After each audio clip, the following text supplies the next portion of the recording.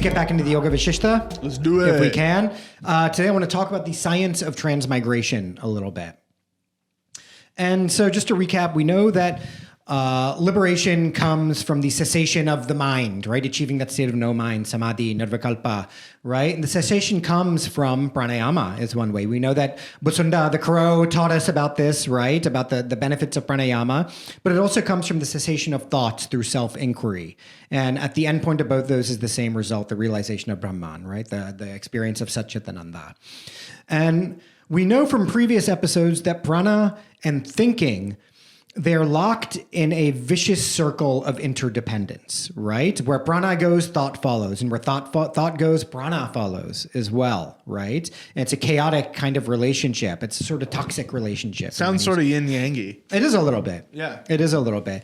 And this is why we're taught that pranayama and samkhya both are recommended for liberation. At one point, Vishishta tells Rama there's two kinds of yogis. There's the Samkhya yogi who sits in self-contemplation, right, and achieves it that way through rational analysis and inquiry into the nature of reality, right? And then you come down to this subatomic state, which is the Brahma particle, right? The Brahman particle, right? And then the other thing is pranayama. That's an activity that you do. And he calls one of them is the Samkhya yogi who does the contemplation. Then the other one is what he calls the yoga yogi. And that's the one who does the pranayama, right?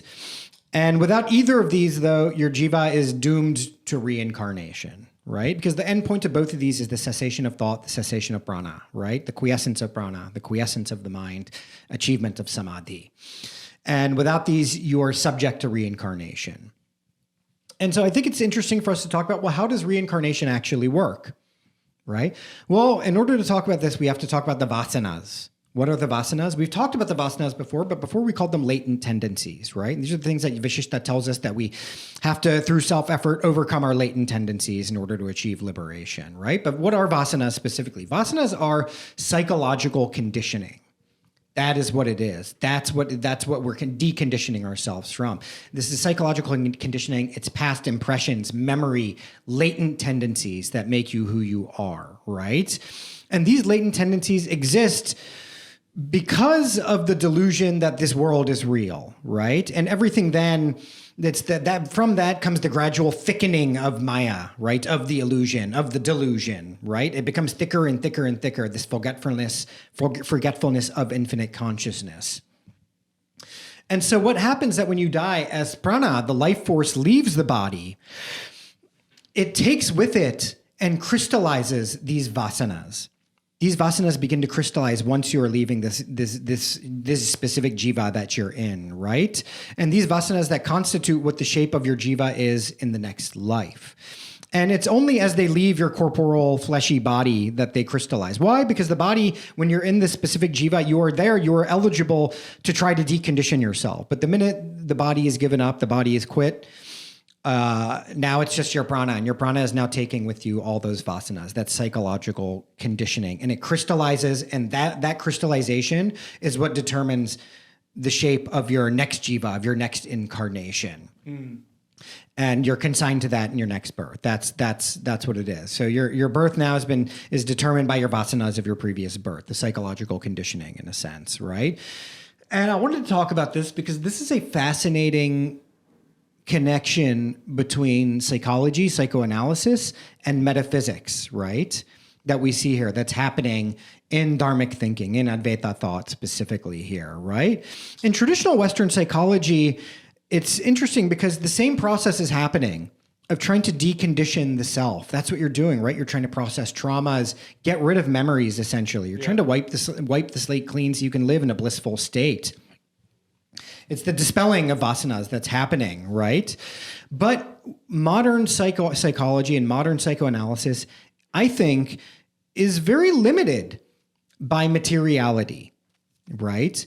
A psychoanalyst who tells their patient, hey, listen, you need to stop being a pedophile or whatever, right? Stop diddling kids. And if they were to tell them, hey, if you don't stop diddling kids, you're going to end up being a molested kid in your next life or something. I don't know if that's a good metaphor, right? But it's like for them to present to them the cosmic compensatory movement of the cosmos in terms of karma, right? They would lose their license You know what I mean? If they start talking to them in terms of these are your karmas and this is actually going to follow you into your next life, you're going to be trapped in a cycle of birth and rebirth, they could possibly lose their license over something like that. I don't know, maybe not.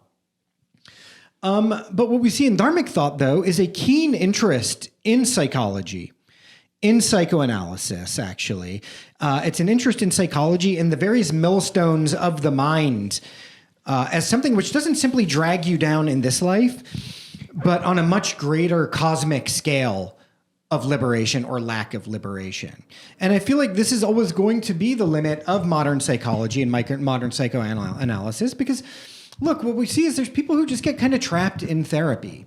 You know what I mean? There's people who get trapped in therapy, and modern therapy specifically is just becoming another figment of Maya. It's just a densening of it, a thickening of it, because so many therapists now are just telling people to be like, oh, you just have to accept who you are, and that's who you are. And they don't want to dispute too much. They don't want to present a challenge for their patients very often, right? Because they need to keep them coming back and make money off of it, right? You want to make your tips, you know what I mean? And that's what I think is a pitfall of modern therapy, and not completely or in its entirety. Believe me, there's a lot of great therapists and analysts out there for sure. But what we do see among people in general, and this yearning for psychoanalysis by people, this yearning for therapy and this need for therapy is that, you know, look, people are itching. They're yearning for something. Right? And they're not getting it from whatever religion that they were raised in, right? And they're taught that religion is bad and this and that is bad. So they go to a therapist. But even in therapy, I think there's a lot of good that happens in talk therapy. But it's never really giving them a satisfying answer, right? Because it stays on the level of materiality.